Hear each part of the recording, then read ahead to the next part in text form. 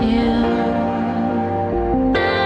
Leaning, I'm so in love with you.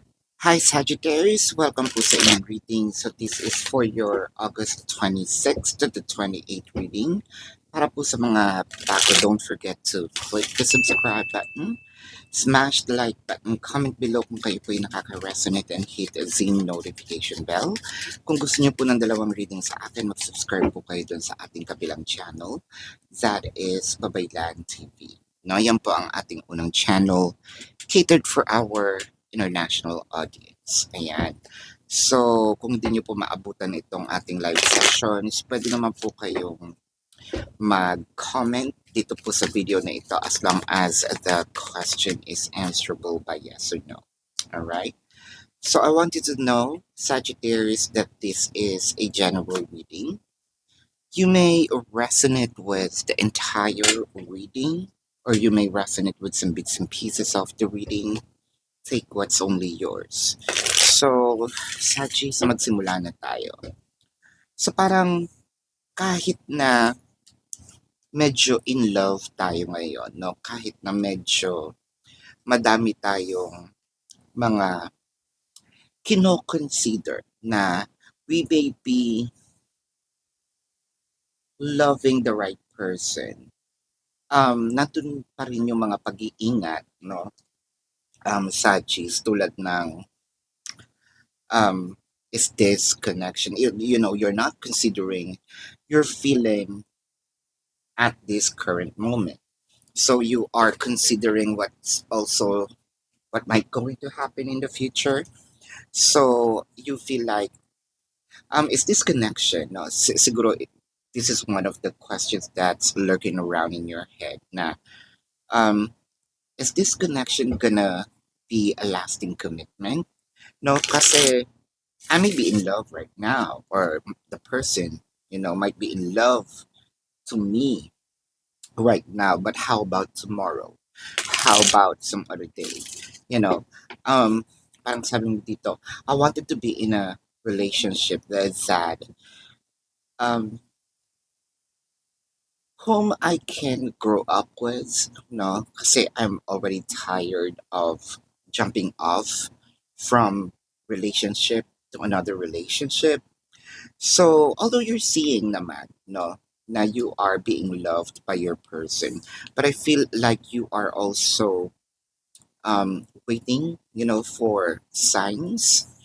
Probably, yes, sabihin natin, the relationship is, let's say I'm happy with the relationship, I can't complain, or there may be a little, but it felt like either my kulang or it's not my priority as of the moment, no? Um, I'm seeing here that you're taking your sweet time, and I think that you are enjoying the the process, no? Itong journey ng inyong relationship.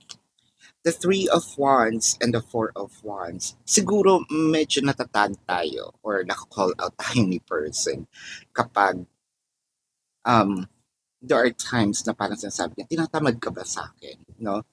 Kasi si Sagittarius, when gives time, they are actually really focused, no, with the relationship.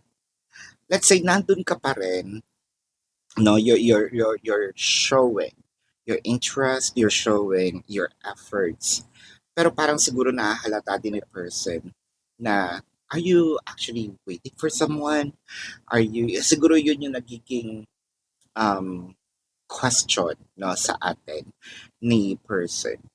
Meron bang may ginawa ba ako? Bakit parang um you're so unpredictable, no? Minsan tinatanong niya, are you tired? No, you're not. Siguro this is becoming more evidence with your person with the Four of Pentacles and the Sun. You're really reserved. You may be feeling like deep love. Probably you're showing some but not the entire of it. Imagine ha, hindi pa yun, hindi mo pa tinotodo, no, itong pinapakita mo kay person. Pero if people, the people in your surroundings are actually overwhelmed, with your expressions of love, diba? So the Justice and the Six of Cups.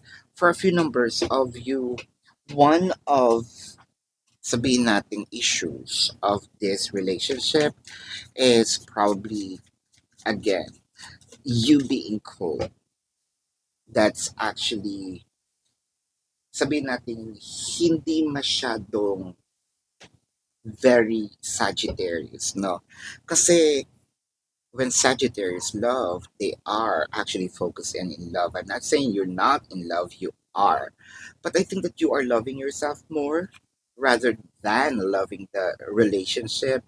Um, with the Knight of Cups and the Wheel of Fortune, is it because of the learnings coming from the past or learnings from the past rather na medyo binabagalan mo ngayon kasi there might be some traumas not that you had experienced before with the Six of Cups, the Knight of Pentacles, and the Nine of Cups. Um, sabihin natin stable yung heart mo, no? When it comes to the relationship per se. Wala naman tayong question dun sa nararamdaman mo. I think that your person here is questioning why you're not making a move. So, what your person, what you are saying, no, is honestly, yun yung talagang pinaka um, truth nun.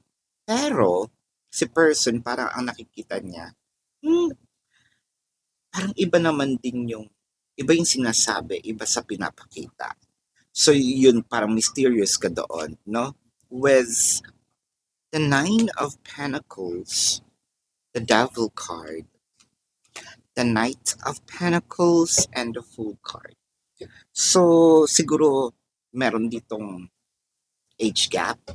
No, it can be a May-December love affair. It might not be. This is a general reading. Few years younger, a few years older. If we're not talking about age gap, then it's the maturity. Now, probably you are the more mature person. Um, but with the Nine of Pentacles, you're happy, but you're not showing it. With a Knight of Pentacles, your person might be seeing you a bit stagnant in many ways. With the Ace of Swords and the Five of Swords, I think that this is you protecting yourself, from being hurt again. I think that you have learned from the past na hindi na ako magpapakatanga and never na ako magpapakatanga. So, this might be your new game. This might be the new you. This might be the evolved Sagittarius who learned how to handle the relationship. Um, but I feel like whatever it is that you're doing right now, it's actually working for you because um, you were actually trained, from your past relationships, and now I feel like you are handling yourself, very well. Na hindi ko sinasabing ikaw yung nagpapaikot ngayon, no? Dahil inikot ka na, this is not a revenge, no? But whatever the experience in the past, you kind of evolved and became a little stronger, no, than what you used to. I can't and not right now. I think that you have a lot of priorities. I'm yours forever and ever. So this is a strong manifestation of I love you. No, but love is not, kumbaga, hindi lang yun na porket mahal kita, um, gagawin na natin lahat, no? I have other priorities. And my priority right now is myself. No, don't get me wrong. I love you, but I love myself more. That's very wise of you, Sagittarius. So let's check here the zodiac sign of your person. Now, this can be their sun sign or a placement in their chart. No, um, so I am seeing baka kapwa Sagittarius. I'm seeing Pisces, Taurus, Scorpio, uh, Virgo, Libra, Leo, Cancer, Capricorn, Aries. No, so Sagittarius, this is your reading. Again, for those of you who's new to the channel, don't forget to click the subscribe button, smash the like button, comment below kung kayo po yung nakaka-resonate, and hit the notification bell. So kung gusto niyo po ng dalawang reading sa akin, doon po sa kabilang channel, that is Babaylan TV, nagla-live din po tayo doon. So you're very much welcome to attend and join the live sessions. Kung hindi niyo po naaabutan yung live sessions, pwede naman kayo magtanong dito as long as the question is answerable by yes or no. No? So, Sagittarius, kilala nyo naman yung sarili ninyo, no? So, alam nyo kung masasatisfy kayo sa yes or no lang na sagot. So, kung hindi naman dumiretso na po kayo doon sa ating description box, there is a link. Click the link, you're gonna be routed to my website. Sa website po, bubungan sa inyong question form. Hindi kasi siya kasya sa screen, ibaba nyo lang no, ng konti, makikita niyo yung mga QR codes. So, nakalabel po yun. Nandun po yung how much per question, the name, the number for your own reference. And I also created a discounted price of 4 questions plus 1. So, discounted na yung 4 questions. And then may libre pang isa. So, take advantage of it. If you want to book a private reading, meron naman pong QR code doon. Naka-label naman siya ng personal reading. No, or video reading. So, yun po yun. So, this is, and by the way, Sagis, if you are looking for yung tinatawag nating readings about the exes, dun na po siya sa Facebook, no? So, see you there. If you still care about your exes, nandun po siya. So, kung di naman kayo nagmamadali, no, about sa personal reading, you may join our raffle. So how to join is to report those fake accounts, then take a screenshot of it, and then send it to the designated email. Ayan.